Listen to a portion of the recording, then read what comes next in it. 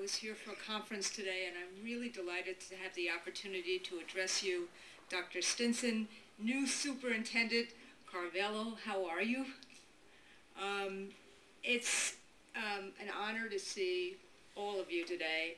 I remember before we had mayoral control in New York City, doing this often, almost monthly, at our school board meetings in New York.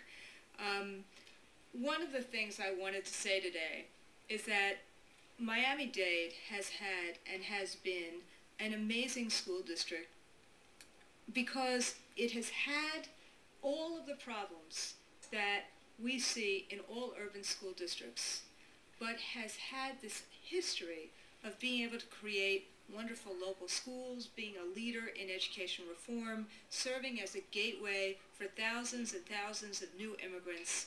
And I've often watched and had the kind of conversations with superintendents that come from Miami in terms of how you do this, and have always wondered, as in my position first as a local leader and a negotiator and then as a local president in New York, really watching with amazement how you've done it. And you've obviously picked a new superintendent who has that kind of legacy and will have that kind of reputation in the future. And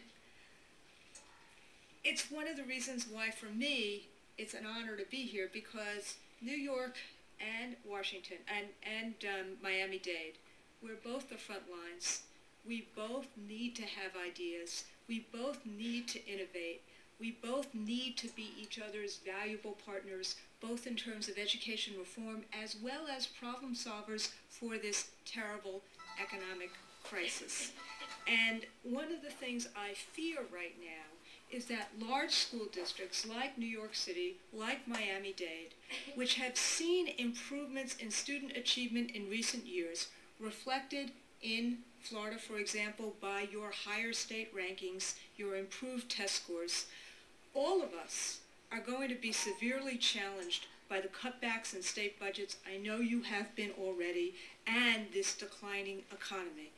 And as a result of these cuts, our academic progress for our kids are going to be severely challenged. I often say throughout the country, and I've been to about 19 states since July, since I've been president of this great union, that kids don't get do-overs. And ultimately, if they're born into do-overs, if they're born into a period of time like this, they don't get that kind of do-over. And we saw that in New York City when it took us 30 years to get out of the 70s fiscal crisis, which is one of the reasons why I'm also here, and I know I'm reluctant to say this, but I need to, that I know you have unprecedented challenges because of the local economy, as New York now does, because we are the center of the, of the financial services industry. And ultimately, I need to ask you to reconsider the decision not to fund the contract. In New York, we decided, the mayor decided, to do a different decision. Not only has he honored the contracts, but he actually made sure that he negotiated further contracts with police, fire, and others, so that all of us in New York City had an intact contract. And maybe it's because we have learned the lessons from the 70s, that ultimately the municipal services need to be intact during a period of time like this. I know that our members, just like everyone else in the local economy, are hurting right now. We have many members who also go paycheck to paycheck, who were expecting this raise and who were counting on it. So I'm asking you to try and reconsider that, because it's very tough for them as well. Often, I'm a former social studies teacher, we teach our kids the rule of law. And ultimately, when a contract gets negotiated and then it gets pulled away, then it's hard for our members, teachers, to be able to teach kids the same kind of rule of law. But let me make the other argument, which is this. In a crisis like this, you need the teachers more than ever, because the teachers become the safe haven. The schools become the safe haven for people all across this community who are really in anguish, and great anguish. And UTD and the AFT want to be your partners in this period of time as well, for the good of the students as well as obviously the employees.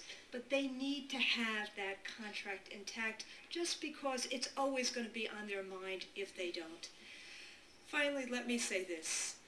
I want to, and I know Karen does as well, do many things together in the tradition of this great school district. And things like creating community schools. Miami's full-service school program is a model for this and should be expanded. It's something that I'm championing throughout the United States of America. Or exploring innovative ways to reward teachers who produce results and who teach in hard-to-staff schools. I know you've piloted these kind of ideas, and we can all learn from your experiments and our experiments across the country. Because the bottom line for all of us is that quality education is an economic necessity, it's a moral imperative, and it is a fundamental civil right.